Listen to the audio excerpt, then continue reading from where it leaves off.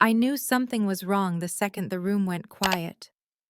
My daughter had just finished playing the piano, her small hands trembling above the keys, and the final note still hung in the air like a fragile secret. No applause, no polite nods, just silence that pressed down like a weight. And then, almost too soft to catch, but sharp enough to pierce me, I heard it. "That's the poor girl. The one with the single mom." The words didn't just reach my ears, they carved their way into my chest. My hands gripped the edge of my seat as if holding on tight would keep me from breaking apart. My daughter's name is Zariah. She's 9 years old, and last night she played her heart out at her school's annual talent show. She had written her own song, practicing it for weeks, on the old keyboard I found at a yard sale, a keyboard with one sticky key, but still magic in her hands. She poured every ounce of herself into those notes. I had watched her late at night after homework, headphones on, chasing melodies only she could hear. She believed in her song. And yet here we were in an auditorium full of parents and children, teachers and judges, and the sound that followed her final chord was not applause, it was rejection. She bowed like I'd taught her the way performers do, then lifted her head, scanning the crowd for even the faintest sign of approval. Instead, her eyes found mine. For a second, I saw her swallow something down: disappointment, shame, confusion. I felt it in my own body like it was mine to bear. "I'm 33 years old. My name is Maya. I've been raising Zariah on my own since she was 2. We live in a small town in southern Indiana, a place where people wave at you at the grocery store, but also notice your shoes, your car, your child's backpack.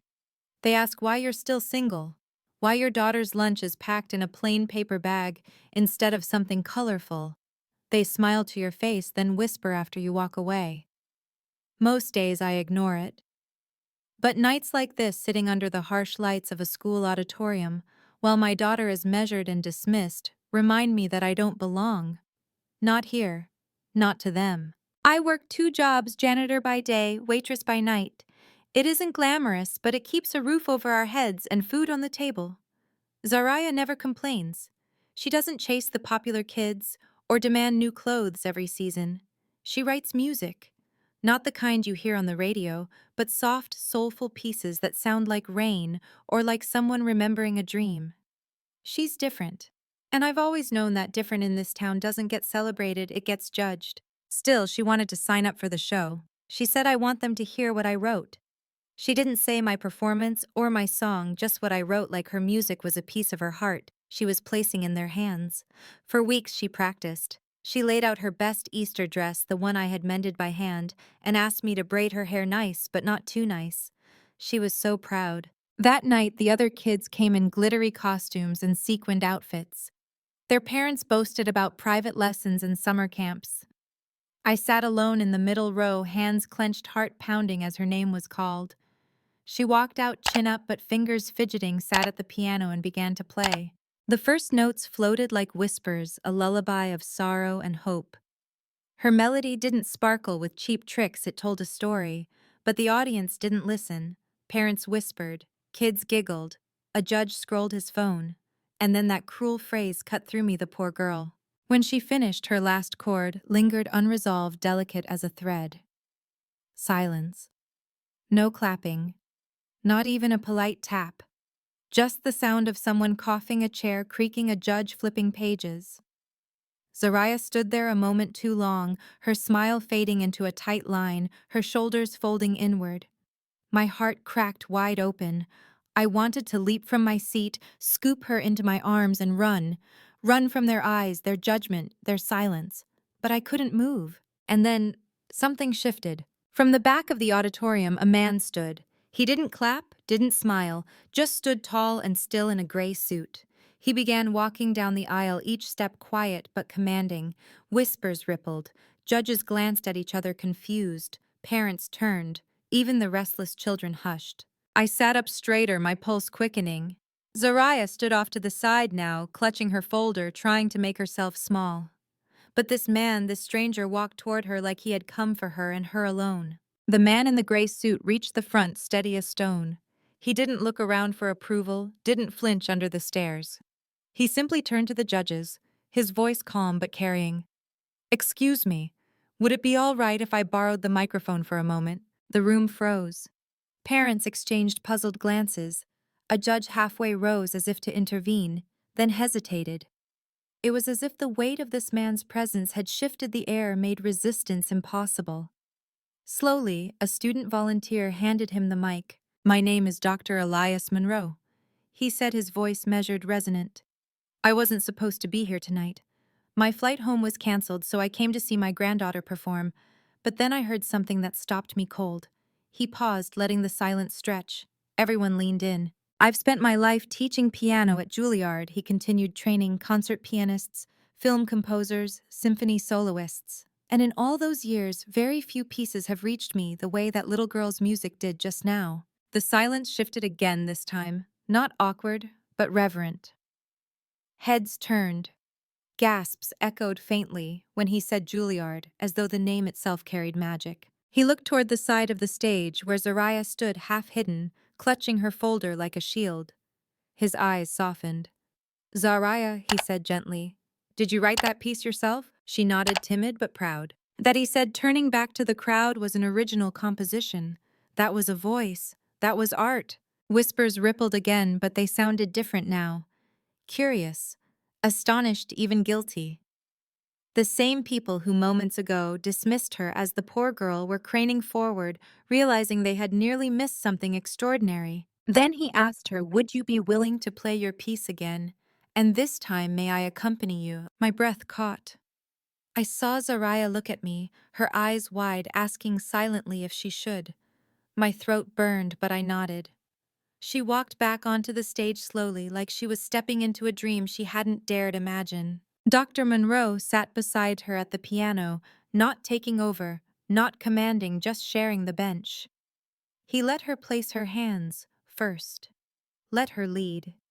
When she began, he followed his chords, subtle and deliberate, wrapping around her melody like a second voice. He didn't overshadow her, he lifted her. Together, their music filled the room with something fragile and powerful, something even the loudest whisper couldn't break. The shift was immediate. Parents who had been fiddling with phones leaned forward. The judges lowered their pens. Children stilled in their seats, eyes wide, captivated. Even the air seemed to hold its breath. When they reached the final note, the silence that followed wasn't empty, it was full. And then it broke into thunder. Applause erupted, roaring through the auditorium like a wave. People stood. Shouts, whistles, cheers. The sound of hands clapping raw. The same audience that hadn't given her a single courtesy clap now surged to its feet, as though they'd witnessed history. I was on my feet too, clapping until my palms stung, tears streaming freely. I didn't care who saw. All I saw was my daughter sitting straighter at the piano, her face lit with wonder. She wasn't invisible anymore. She wasn't the poor girl. She was a musician. Zaria turned to Dr. Monroe with the smallest, most sincere smile I'd ever seen. He leaned close, said something we couldn't hear, and she nodded. She rose slowly, bowed again, but this time it wasn't timid. It was proud, deliberate, her chin lifted high. The room erupted again. As they walked off the stage together, people leaned toward each other, whispering, asking who she was. Parents who had ignored us at school pickup were now craning for a better look. Even a judge followed her backstage with a clipboard, smiling like they had just discovered a treasure. When she reached me, she ran straight into my arms. "I did it," she whispered into my chest. I couldn't speak, I just held her tighter. Dr. Monroe walked over to us after the applause finally ebbed, his gray suit, looking suddenly brighter under the stage lights. He smiled, extending his hand, but before I could take it, he said, "Your daughter has an extraordinary gift, one I don't see often." That was more than talent, that was truth. His words trembled something deep inside me. For so long, people had looked at us and seen only lack, what we didn't have, what we couldn't afford. Now here was someone who saw Zariah for who she was. He reached into his coat pocket and handed me a card embossed with his name and a New York address. "If you're open to it," he said, "I'd like to connect her with someone at a youth arts foundation I work with. They run mentorships for gifted young composers." She won't have to audition.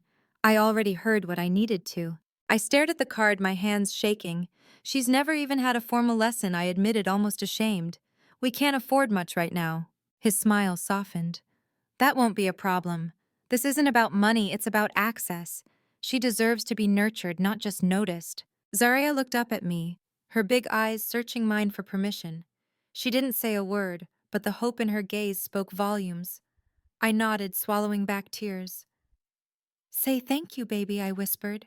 Thank you, she said, her voice small but steady. Dr. Monroe tipped his head, then disappeared back into the crowd, leaving us holding something more powerful than I'd ever expected to walk away with possibility. That night, when we finally made it home, Zaria didn't want to take off her dress. She sat cross-legged on the living room floor, her keyboard balanced on her lap, still buzzing with energy. I poured bowls of cereal because I didn't have the strength to cook, and we ate together on a blanket like a midnight picnic. She tapped out a few bars of a new melody, then looked at me with wonder. Do you think I can really go to the place the music man said? I tucked a curl behind her ear and kissed her forehead. You already did, I told her. 5 months have passed since that night. Life hasn't changed in the ways outsiders would measure. We're still in the same little house, still wearing secondhand shoes, sometimes still scraping by on the same jobs. But something essential shifted. Zaria sees herself differently now. And because she does, so do I. Every Saturday before the sun rises, we drive an hour out of town for her mentorship sessions at the conservatory. I pack a thermos of hot cocoa and she leans against the window watching the cornfields roll by, her notebook open on her lap, scribbling melodies. She's not the timid girl who once feared the silence of an auditorium. Now she speaks of dynamics, of layering emotions into minor chords, of creating soundscapes. Her teachers say she writes with a depth they rarely see in students twice her age. Sometimes she still plays that first song, the one no one clapped for. But now it sounds different. Fuller. Braver. Like she owns every note. Like she knows now that silence doesn't mean failure. And me. Something shifted in me too. For years I thought my job was to keep her safe from judgment, to shield her from disappointment. I thought if I could just protect her from the world's cruelty, it would be enough. But I was wrong. What she needed wasn't protection. It was permission. Permission to be heard. Permission to take up space.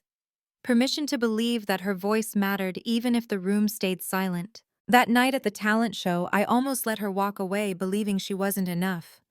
I almost let the cruelty of strangers and the indifference of her peers define her worth. But one person, one man who chose to stand when everyone else stayed seated, changed everything. And I keep thinking about that, how it wasn't luck or magic, it was a decision. He didn't just hear her music, he recognized it, and then he acted. Quietly, powerfully, not to rescue her but to amplify her. Sometimes that's all it takes. One person willing to listen deeply, to step forward when everyone else looks away, to remind a child, you are not invisible. It's been months now, and I still replay that night in my mind like a film I can't stop watching. Sometimes I catch myself thinking about what would have happened if Dr. Monroe hadn't been there, if he hadn't chosen to stand. Would Zaria have walked off that stage believing her music didn't matter? Would she have stopped writing? Would she have folded herself smaller and smaller until the world no longer noticed her at all? That thought chills me because I know how fragile hope can be. I've carried my own fragile hopes for years, dreams I tucked away, because life taught me to expect disappointment. I learned to keep my head down, to stay quiet, to be grateful for scraps. I thought surviving was enough. But watching my daughter bloom after one person saw her reminded me that survival isn't living. It isn't enough to exist in silence. We are meant to be heard. The truth is, our lives haven't suddenly become easier. I still wake up before dawn to scrub floors. I still pour coffee at the diner until my feet ache. We still budget every dollar, stretch every meal, wear what we can afford. But there's a light in Zaria now that wasn't there before. A certainty. She sits at the piano with her back straighter, her eyes brighter, her fingers more daring. She doesn't play to impress anymore, she plays to tell the truth. And every time she does, I see her stepping further into the person she was always meant to be. The people in our town still talk. Some whisper about that night like it was a fluke. Others pretend they were always cheering for her. That's how small places or memories bend with the wind. But none of that matters anymore. Because Zaria knows.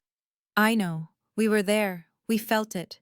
We saw what happens when silence breaks and a voice rises. I think back to the woman behind me, the one who whispered the poor girl. I wonder if she remembers what she said. I wonder if she stayed to see what happened next. Maybe she didn't. Maybe people like her never see beyond their own narrow vision. But that doesn't matter either. What matters is that Zaria kept playing.